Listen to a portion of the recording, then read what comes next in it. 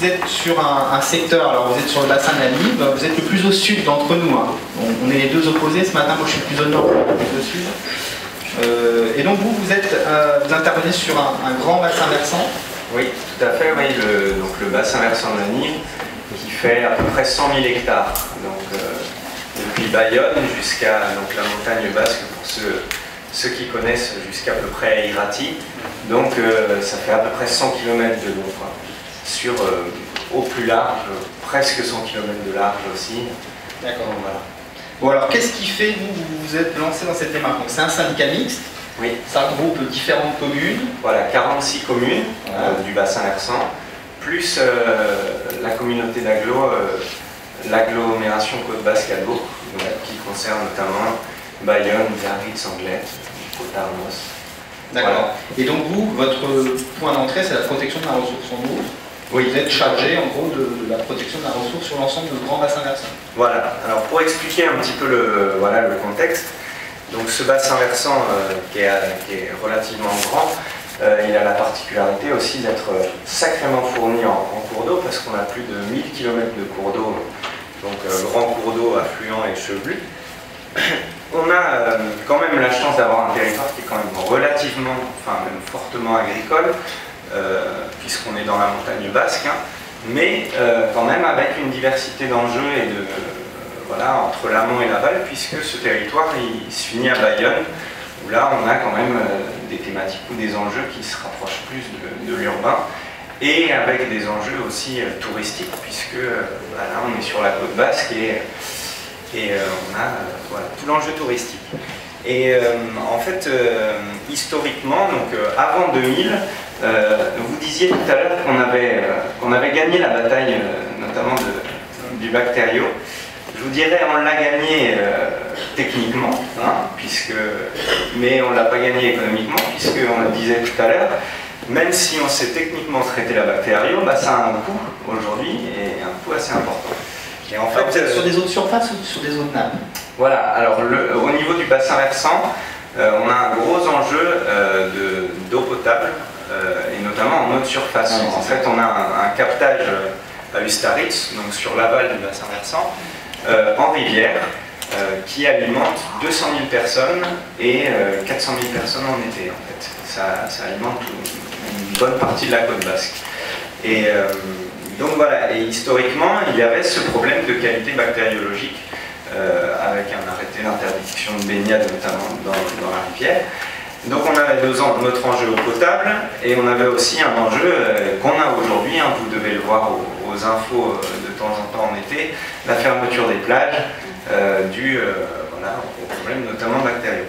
Donc les communes se sont dit, on va se rassembler pour travailler ensemble, pour trouver des solutions, pour améliorer cette problématique. Donc derrière les enjeux de qualité de l'eau, il y avait quand même aussi des enjeux économiques sur le plan touristique sur la partie aval. Tout à fait. C'est ce qui fait que la prise de conscience a peut-être été un peu plus rapide qu'ailleurs. Oui, et puis voilà, comme on le dit, 200 000 personnes qui sont alimentées par cette prise d'eau, ça fait tout de suite réfléchir les communes. Et donc elles se sont regroupées au sein de ce syndicat, et historiquement, donc depuis 2000, la porte d'entrée principale, ça a été d'améliorer cette qualité bactério. Et au départ, il y a eu tout ce qu'on a appelé un cadre de solidarité, c'est-à-dire que c'est un financement qui s'est mis en place. Les grosses communes, on va dire, de l'aval, mais enfin toutes les communes, mais aussi et surtout les grosses communes de l'aval, ont injecté des sous pour mettre en place de l'assainissement en amont. Donc voilà. Donc, là on est encore loin du bio, mais on va y arriver, mais c'était pour dire voilà un petit peu l'état d'esprit de ce bassin versant qui a réussi réellement à mettre en place cette solidarité, cette prise de conscience que les communes qui bénéficient de la ressource en eau et de l'enjeu touristique avaient intérêt à travailler avec les petites communes de l'amont et à travailler en amont pour améliorer la qualité. Voilà. Ça, c'est on va dire le postulat de départ. D'accord. Très bien. Allez-y, poursuivez. Voilà. Et donc suite à ça, on a voulu aller un petit peu, enfin, le syndicat a voulu aller un petit peu plus loin, C'est-à-dire qu'il s'est dit on travaille sur l'assainissement, mais l'assainissement n'est pas forcément l'unique responsable de la pollution et de la pollution de l'eau en général.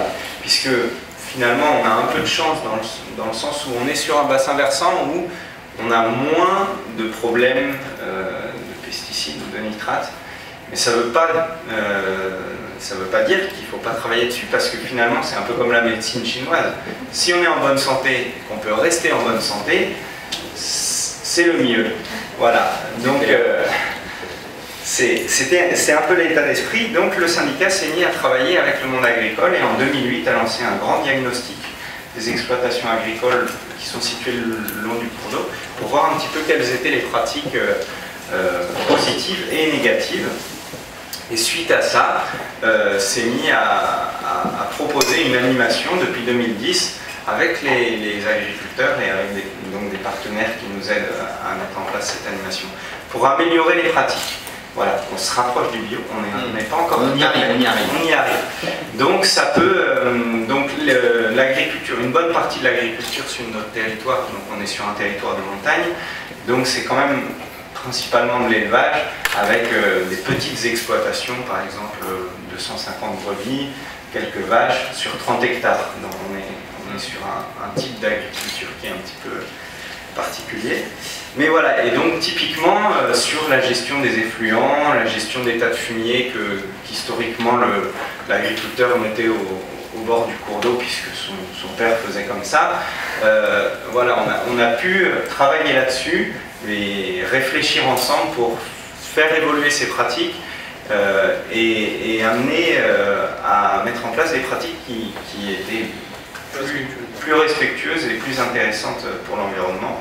Et donc, par exemple, on finance le compostage, par exemple, ou on finance la couverture des tas de fumier ou de compost pour éviter le lessivage des éléments au cours d'eau. Et ce qui est intéressant, c'est que typiquement sur un exemple comme ça, on va retrouver des exemples comme ça, je suis sûr, en bio, mais on a vraiment la double entrée, c'est-à-dire que bon, ce qui intéresse le syndicat, c'est la qualité de l'eau, mais quand on a un lessivage, par exemple, l'agriculteur, lui, il perd des éléments, il perd de l'engrais. Hein. Donc on peut avoir vraiment cette double entrée qui permet de travailler efficacement avec les agriculteurs. Donc ça, on a mis en place ça et on continue à le mettre en place. Et très récemment, l'année dernière, en fait, suite à un colloque organisé donc par Blé, qui est la structure, le CIBAM Bio, on va dire, du Pays Basque, un colloque sur justement l'agriculture bio comme outil pour la préservation de la ressource en eau. On s'est posé la question, on s'est dit, est-ce qu'on ne peut pas avancer encore un peu plus loin dans notre réflexion pour développer un nouvel outil ou un outil complémentaire pour préserver la ressource en eau. Et c'est comme ça du coup qu'on s'est lancé donc depuis 6 mois dans un petit peu une évaluation de quels sont les freins et les opportunités sur notre territoire du développement de la bio et qui est-ce qu'il va falloir mettre autour de la table pour travailler ensemble et pour développer la bio.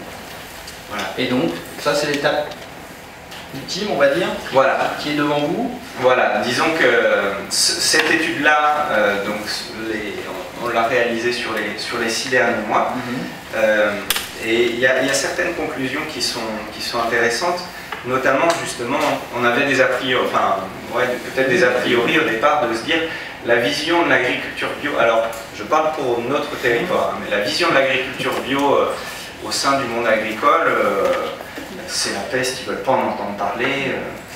Et en fait donc la personne qui a effectué l'étude et donc qui a été voir un certain nombre d'agriculteurs qui ne sont pas du tout en bio, pour essayer de voir un petit peu quels sont les freins, les opportunités, s'est rendu compte que finalement, il n'y avait pas tant que ça une peur énorme de la bio, et même, par exemple, elle proposait sur les fins d'entretien, est-ce que vous êtes intéressé par un diagnostic de préconversion pour voir vous où vous en êtes, qu'est-ce que ça vous coûterait voilà, économiquement, structurellement de passer à la bio.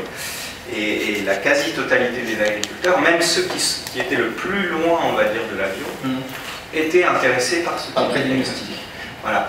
Et on s'est aperçu que la vision, en fait, cette vision un petit peu, c'est souvent je sais pas, des structures qui sont moins dans l'agricole, qui ont l'impression que les agriculteurs ne veulent pas entendre parler de la bio. Alors je parle pour notre territoire, je ne sais pas ce qu'il en est pour d'autres territoires, mais c'est une conclusion qui est vraiment intéressante et qui a été donc rapportée aux élus et aux différents sociopros qui étaient associés au projet et qui permet justement de poser une base relativement solide pour se dire bah, maintenant on va essayer de travailler pour voilà, développer les filières, les structurer, accompagner le monde agricole techniquement dans le développement de la bio. Donc voilà, mais c'est une base qui est quand même relativement solide. Alors là-dessus, je ne sais pas, Monsieur Rigaud, est-ce que vous pouvez peut-être réagir? Parce qu'en fait, effectivement, aujourd'hui, contrairement à certaines idées reçues, les agriculteurs ne sont pas forcément opposés par principe. Mais qu'est-ce qui pourrait faire que...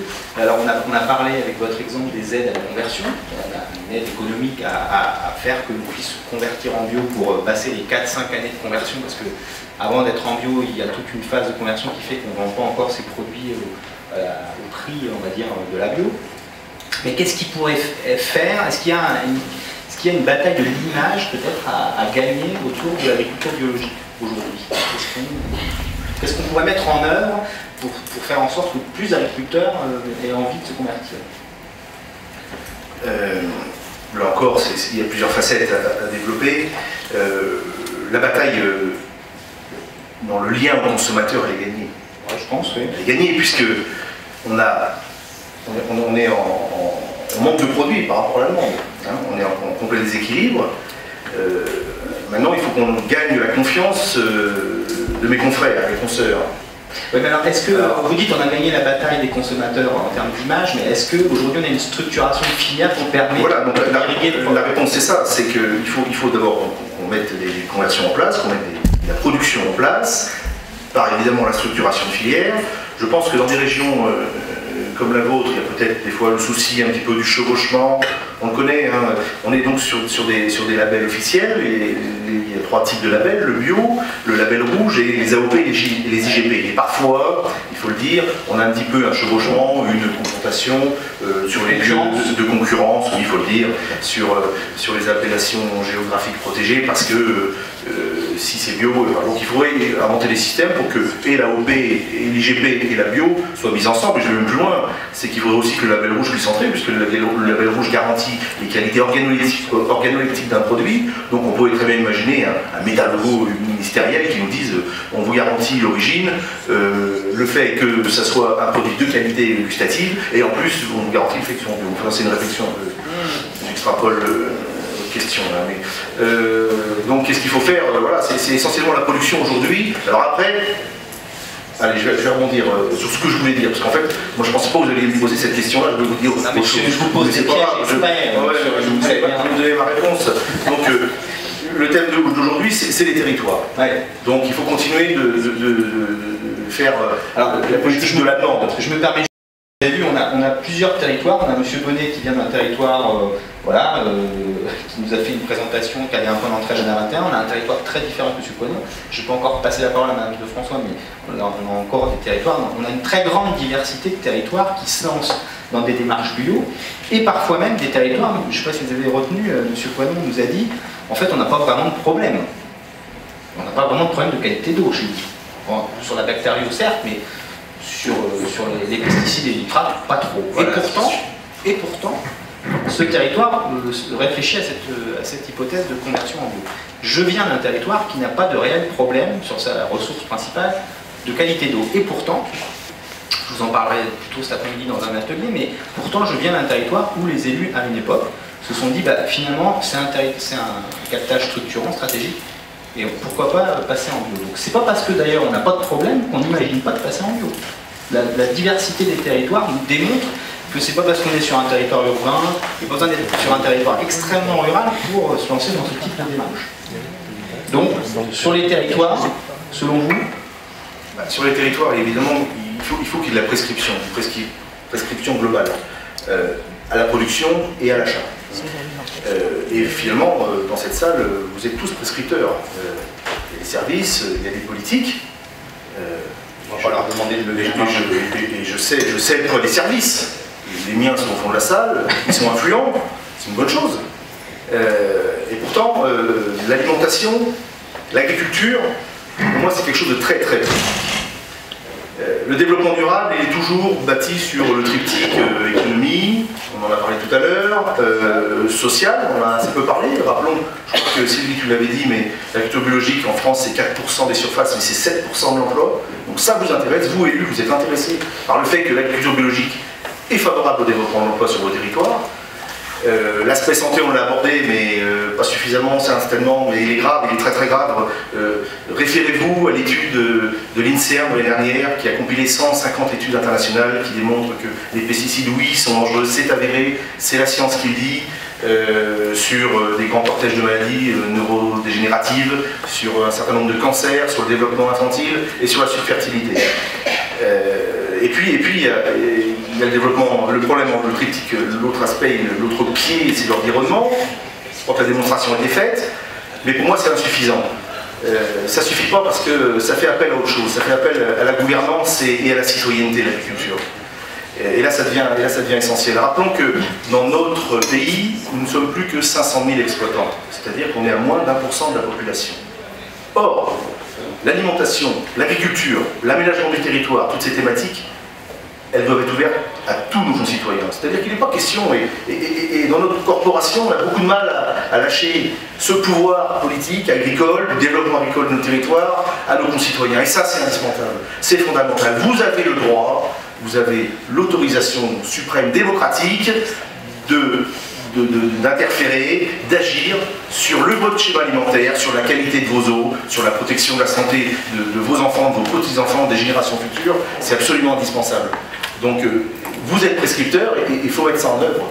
Voilà, moi c'est comme ça que je vois la chose. C'est le fait d'être concitoyen qui nous donne non seulement des droits mais aussi des devoirs. Et nous aussi on en a en agriculture.